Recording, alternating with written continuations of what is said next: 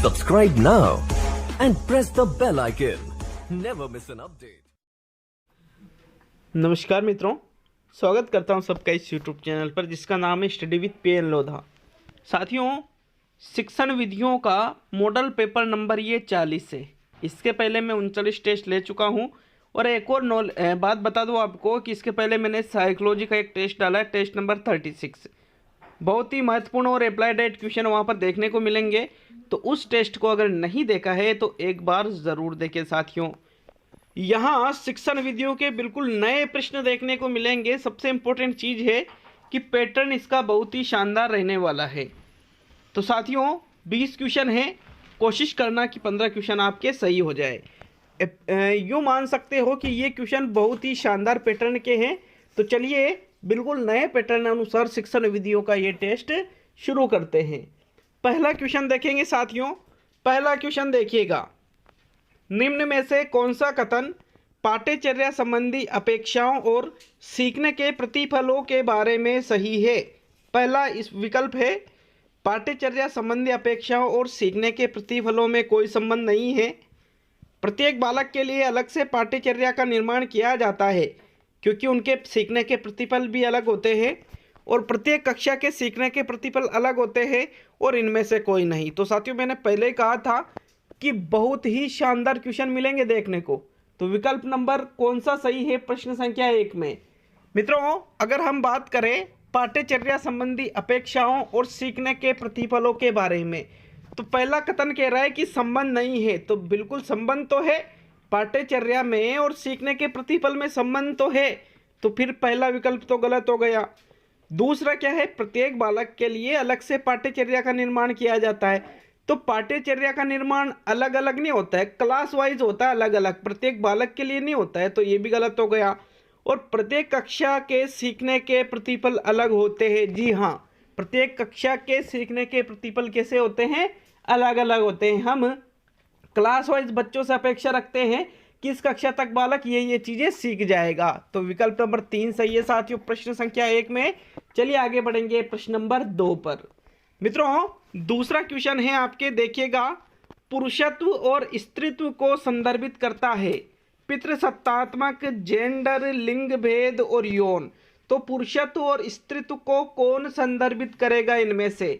मित्रों, दूसरे क्वेश्चन में आपका दूसरा ही विकल्प सही है, जेंडर वाला। जेंडर मतलब यहाँ पर ये बताता है कि वो पुरुष जाति में है या स्त्री जाति में। तो विकल्प नंबर 2 सही है दूसरे क्वेश्चन में। नेक्स्ट प्रश्न नंबर 3 पे आते हैं। मित्रों, दोनों लेवल के लिए है, मैं वापस बताता हूँ। यहाँ पे लेवल 1 और लेवल 2 दोनों लेवल के लिए ये टेस्ट काफ़ी ज़्यादा उपयोगी है। कक्षा 1 व 2 में पर्यावरण अध्ययन पढ़ाना संभव नहीं है, अलग विषय के रूप में पढ़ाया जाता है, किसी तरह से नहीं पढ़ाया जाता है और भाषा और गणित के साथ पढ़ाया जाता है। तो मित्रों देखिएगा, कक्षा 1 में और 2 में 3 किताबें चलती है बच्चों के। एक तो गणित की चलती है, एक हिंदी की चलती है और एक अंग्रेजी की चलती है। फिर कक्षा 3 में जब बालक आता है तो उसके पर्यावरण की किताब भी ऐड कर दी जाती है। लेकिन यहाँ क्या कह रहा है कि कक्षा 1-2 में जो पर्यावरण अध्ययन है तो पढ़ाना संभव नहीं है। पढ़ा तो सकते हैं, तो ये गलत हो गया। अलग विषय के रूप में पढ़ाया जाता है, बिल्कुल नहीं पढ़ाया जाता है अलग विषय के रूप में। किसी तरह से नहीं पढ़ाया जाता है या भाषा और गणित के साथ पढ़ाया जाता है। तो मित्रों, मैं आपको बता दूं कि कक्षा 1 और 2 में भी पर्यावरण को पढ़ाया जाता है। किन सब्जेक्टों के साथ? भाषा, हिंदी और अंग्रेजी और गणित के साथ सभी विषयों में कहीं ना कहीं पर्यावरण की चीज़ें दी जाती है। तो साथियों, विकल्प नंबर 4 सही है आपके प्रश्न संख्या 3 में।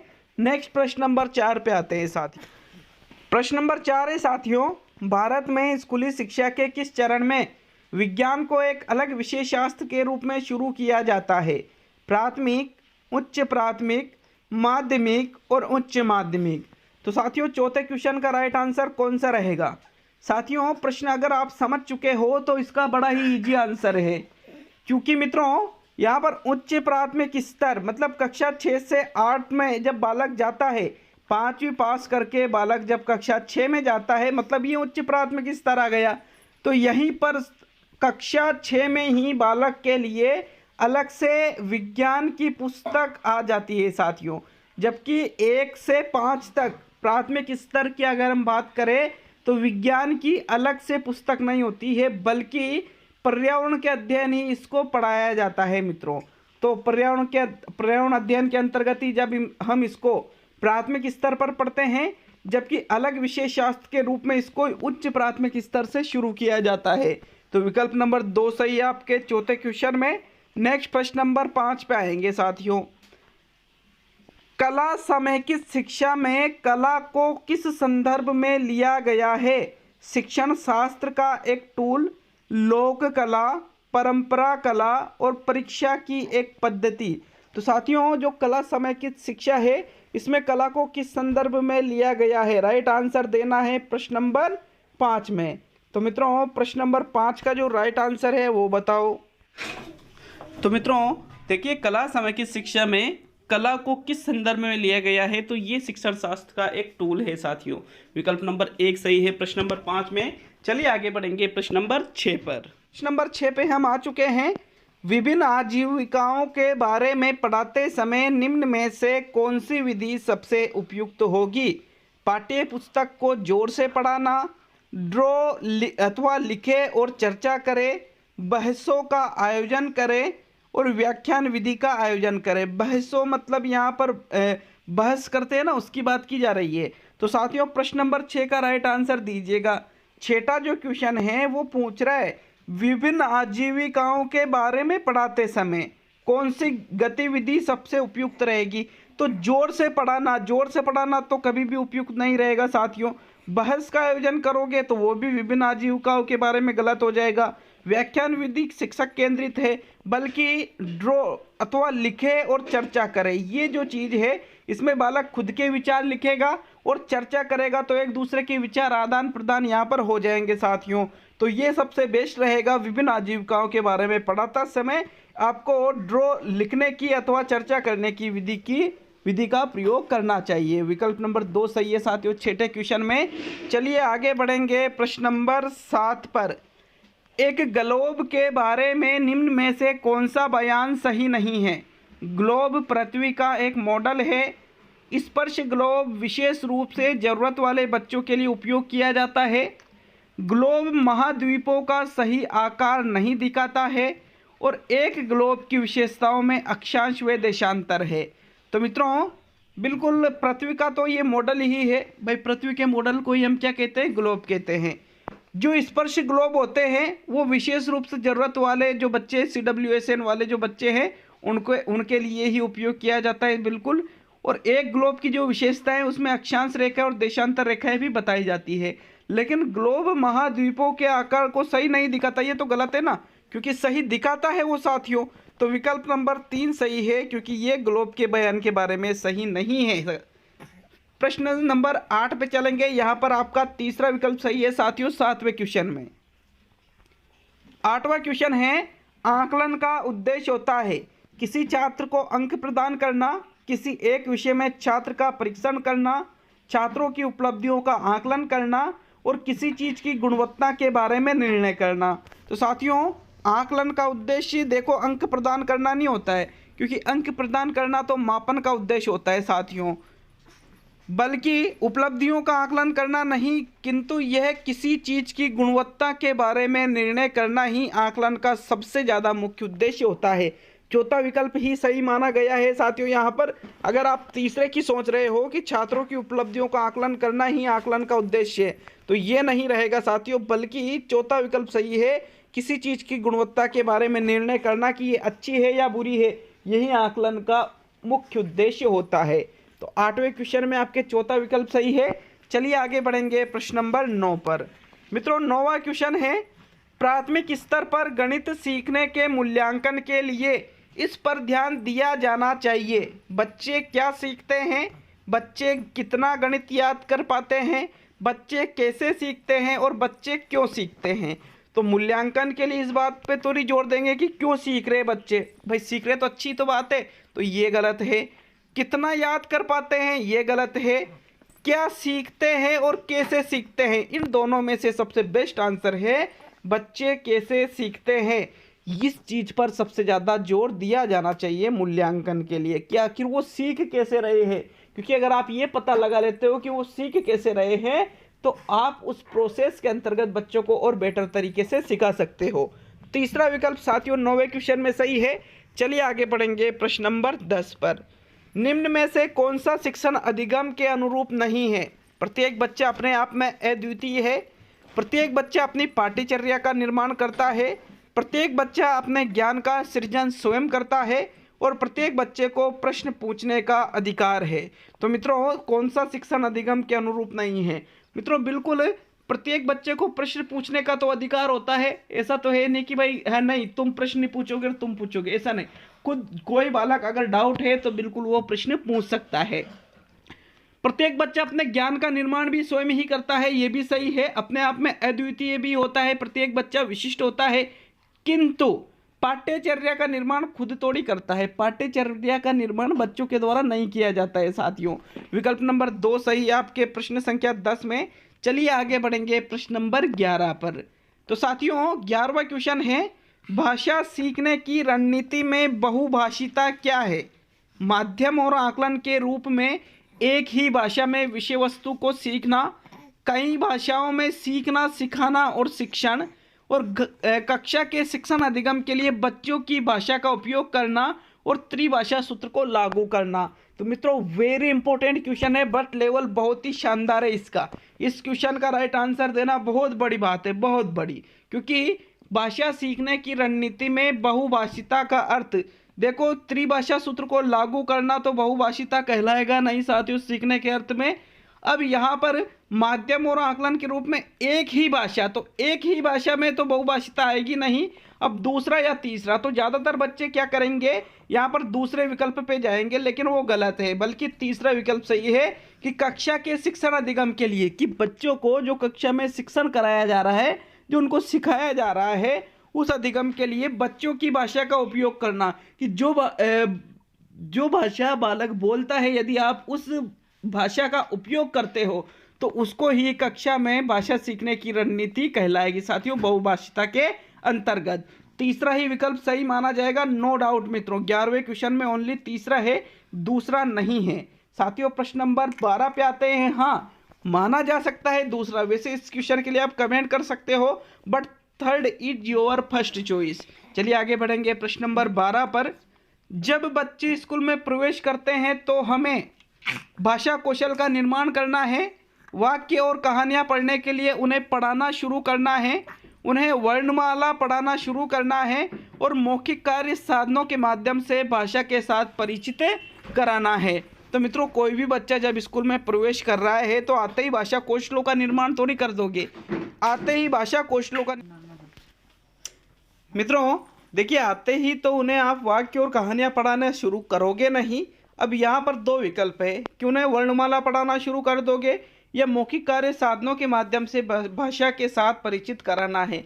तो मित्रों आते ही वर्णमाला पढ़ाना शुरू भी नहीं करनी है, बल्कि जब वो स्कूल में प्रवेश करते हैं तो मौखिक कार्य साधनों के माध्यम से भाषा के साथ उन्हें परिचित कराना है, मौखिक कार्य साधनों के माध्यम से। चौथा ही सही है साथियों, कोई डाउट नहीं है 12वें क्वेश्चन में भी। चलिए आगे बढ़ेंगे प्रश्न नंबर 13 पर। साथियों 13वां क्वेश्चन है, किसी अन्य व्यक्ति के दृष्टिकोण से स्थितियों को देखने में सक्षम होने की योग्यता को निम्न में रूप से जाना जाता है, निम्न के रूप में जाना जाता है साथियों। दृढ़ता से निपटना, वास्तविकता का परीक्षण, सहानुभूतिपूर्ण व्यवहार और दृष्टिकोण जानना। तो मित्रों किसी अन्य व्यक्ति के दृष्टिकोण से स्थितियों को देखने में सक्षम होने की योग्यता, तो जैसे मान लीजिए ये प्रश्न यूँ कह रहा है कि कोई अन्य व्यक्ति है उसकी तरह यदि उसके दृष्टिकोण को आप पहचान लेते हो तो उसको ही दृष्टिकोण जानना कहलाता है साथियों। चौथा विकल्प आपका प्रश्न नंबर 13वें में सही है। नेक्स्ट प्रश्न नंबर 14 आता है साथियों, पढ़ना अर्थ गढ़ना है, पढ़ना अर्थ गढ़ना है, इस कथन से क्या अभिप्राय है मित्रों? पढ़ना पाठ के वर्णमाला और शब्दों के अक्षरों का डिकोडिंग है, पढ़ना ध्वनि समूहों, शब्दों और वाक्यों को सीखने से शुरू होता है, पढ़ना शिक्षार्थी को विषय वस्तु को रटाना है और पढ़ना पाठ के विचारों को समझना है। तो साथियों यहाँ पर क्या है, पढ़ना का अर्थ गढ़ना है, इसका मतलब ये हुआ ऐसा नहीं है कि पढ़ना का अर्थ गढ़ना है का मतलब कि भाई पढ़ना शिक्षार्थी को विषय वस्तु को रटाना है, तो रटना तो बिल्कुल गलत हो गया। अब पढ़ना ध्वनि समूहों, शब्दों और वाक्यों को सीखने से शुरू होता है, तो यहाँ गढ़ने का शब्द का मतलब तो कुछ आया ही नहीं, इसलिए ये भी गलत हो गया। पढ़ना पाठ के वर्णमाला और शब्दों के अक्षरों का डिकोडिंग है, ये भी गढ़ना नहीं होगा, बल्कि पढ़ना का अर्थ गढ़ना है। इसका अर्थ हुआ पढ़ना पाठ के विचारों को समझना है, समझना मतलब गढ़ना। साथियों, आप जब किसी चीज को पढ़ते हो उसके विचारों को यदि समझ जाते हो तो वही अर्थ निकलेगा, पढ़ना अर्थ गढ़ना है। आपने उस चीज को अच्छी तरह से समझ लिया है। 14वें क्वेश्चन में चौथा विकल्प सही है। चलिए प्रश्न नंबर 15 पे आते हैं। सामाजिक विज्ञान का पठन पाठन बढ़ावा देता है। स्वतंत्रता, विश्वास और विविधता के लिए सम्मान जैसे मानवीय मूल्य, उच्च स्तर पर इन विषयों के अध्ययन के लिए तैयार होना, पाठ्य पुस्तक में दिए गए विचारों को जानना और सामाजिक और राजनीतिक मुद्दों पर सरकार के नज़रिए का ज्ञान। तो मित्रों, सामाजिक विज्ञान का पठन पाठन बढ़ावा देता है। देखिएगा, पाठ्य पुस्तक में दिए गए विचारों को सिर्फ जानना ही ये बड़ा इसके लिए ही बढ़ावा नहीं देता है, बल्कि जो स्वतंत्रता है व्यक्ति की, जो विश्वास है, जो विविधता है, इनके सम्मान के लिए, विविधता के सम्मान के लिए मानवीय मूल्य विकसित करता है। साथियों, सामाजिक विज्ञान विकल्प नंबर 1 सही है आपका 15वें क्वेश्चन में। नेक्स्ट प्रश्न नंबर 16 पे आते हैं। गणित यह विकसित करने में मदद नहीं करता है। अमूर्त सोच, कल्पना, तार्किक शक्ति और शारीरिक शक्ति। तो मित्रों, गणित से अमूर्त सोच का तो विकास होता ही है, गणित से तार्किक विचार का भी विकास होता है, कल्पना शक्ति का भी विकास होता है, लेकिन शारीरिक शक्ति का विकास गणित से नहीं होता है। भाई शारीरिक शक्ति मानसिक शक्ति का होता है, शारीरिक का नहीं होता है। तो विकल्प नंबर 4 सही है आपके प्रश्न संख्या 16 में। चलिए आगे बढ़ेंगे साथियों प्रश्न नंबर 17 पर। 17वां क्वेश्चन, राष्ट्रीय पाठ्यचर्या की रूपरेखा के अनुसार पर्यावरण अध्ययन के लिए कौन सा वाक्यांश सही है? सही वाक्य को देखना है मित्रों। पहला विकल्प देखिएगा, पर्यावरण अध्ययन को विज्ञान और सामाजिक विज्ञान की तरह अलग से पढ़ाया जाना चाहिए। पर्यावरण अध्ययन की प्रकृति एकल विषयक है। पर्यावरण अध्ययन की प्रकृति अंतर विषयक है। पर्यावरण अध्ययन को केवल पर्यावरण अध्ययन की संकल्पनाओं पर केंद्रित रहना चाहिए। साथियों, राष्ट्रीय पाठ्यचर्या की रूपरेखा क्या कहती है पर्यावरण अध्ययन के लिए? तो राष्ट्रीय पाठ्यचर्या की रूपरेखा यूं नहीं कहती है कि इसको अलग से पढ़ाओ। ये एकल विषयक भी नहीं है साथियों, बल्कि ये अंतर विषयक है। इसकी प्रकृति कैसी है? अंतर विषयक, मतलब ये एक विषय में नहीं समा सकता, बल्कि ये कई सब्जेक्ट जो अलग अलग विषय होते हैं उन सभी का मिश्रण है मित्रों। तो तीसरा विकल्प आपका सही है प्रश्न नंबर 17 में। चलिए आगे बढ़ेंगे प्रश्न नंबर 18 की ओर। भाषा सीखने में केंद्रीयता का अर्थ यह है कि विषय वस्तु को भाषा की चिंता नहीं करनी चाहिए। विषय वस्तु सीखना मूल रूप से भाषा सीखना है। सभी भाषाओं को सीखना ही विषय वस्तु सीखना है और इनमें से कोई नहीं। तो मित्रों देखिए, केंद्रीयता का अर्थ क्या है भाषा सीखने में? तो विषय वस्तु को भाषा की चिंता नहीं करनी चाहिए, ये तो केंद्रीयता रहेगा नहीं। इनमें से कोई नहीं कोई बाहर निकाल देते हैं। अब देखिए, दो विकल्प है, दूसरा और तीसरा। तो विषय वस्तु सीखना मूल रूप से भाषा सीखना है या सभी भाषाओं को सीखना ही विषय वस्तु सीखना है? तो साथियों 18वें क्वेश्चन में राइट आंसर बताइए, कौन सा आंसर सही रहेगा 18वें प्रश्न का? तो मित्रों देखिए, सभी भाषाओं को सीखना ही विषय वस्तु को सीखना है। भाषा सीखने में केंद्रीयता का अर्थ यही निकलता है कि बच्चा अगर जो अलग अलग भाषा जो उसे सिखाई जाती है वो भाषा सीख गया तो वो मतलब विषय वस्तु को सीख गया। तीसरा विकल्प साथियों 18वें क्वेश्चन में सही है। चलिए आगे बढ़ेंगे प्रश्न नंबर 19 की ओर। साथियों प्रश्न नंबर 19 है, बच्चे सीखते हैं स्कूल में केवल मातृभाषा, काफी प्रयास के बिना मातृभाषा, बिना किसी प्रयास के विदेशी भाषा और बिना प्रयास से द्वितीय भाषा। तो साथियों प्रश्न संख्या 19 का राइट आंसर देना है, कौन सा आंसर सही रहेगा? साथियों ये सेकंड लास्ट क्वेश्चन है, इसके बाद अंतिम क्वेश्चन है। कमेंट करके जाए कि क्वेश्चन आपको कैसे लगे और कितने क्वेश्चन सही हुए हैं साथियों, जरूर बता कर जाए। तो पहला विकल्प क्या कह रहा है कि बच्चे सीखते हैं स्कूल में केवल मातृभाषाएं थोड़ी सीखते हैं, अलग भाषाएं भी सीखते हैं, तो ये गलत है। काफ़ी प्रयास के बिना मातृभाषा, बिना किसी प्रयास के विदेशी भाषा, कभी भी बिना प्रयास के विदेशी भाषा नहीं सीखी जाती है, और बिना प्रयास से द्वितीय भाषा भी नहीं सीखी जाती है, बल्कि काफ़ी प्रयास के बिना मातृभाषा हम सीख लेते हैं, कि काफ़ी प्रयास करने की ज़रूरत नहीं पड़ती है हमें मातृभाषा को सीखने के लिए। तो साथियों दूसरा विकल्प आपका 19वें क्वेश्चन में सही है। चलिए प्रश्न नंबर 20 और आज का अंतिम क्वेश्चन मित्रों। दुनिया भर में हाल ही में खोजी गई संक्रामक बीमारी महामारी बन गई। इबोला, स्वाइन फ्लू, टाइफाइड और कोविड-19। तो ये तो सभी को पता होगा, राइट आंसर कौन सा है? कोविड-19 है साथियों। चौथा विकल्प सही है प्रश्न संख्या 20 में। इस क्वेश्चन को भी शामिल कर ही लिया मैंने कि भाई हो सकता है एग्जाम में सीधा सा प्रश्न है, लेकिन थोड़ा सा ये भी होना चाहिए कि ऐसे क्वेश्चन बन सकते हैं। तो साथियों चौथा विकल्प सही रहेगा 20वें में। तो बताएं साथियों कैसा लगा टेस्ट, आपको जरूर बता कर जाए। वीडियो अच्छा लगे तो लाइक शेयर करना नहीं भूले मित्रों।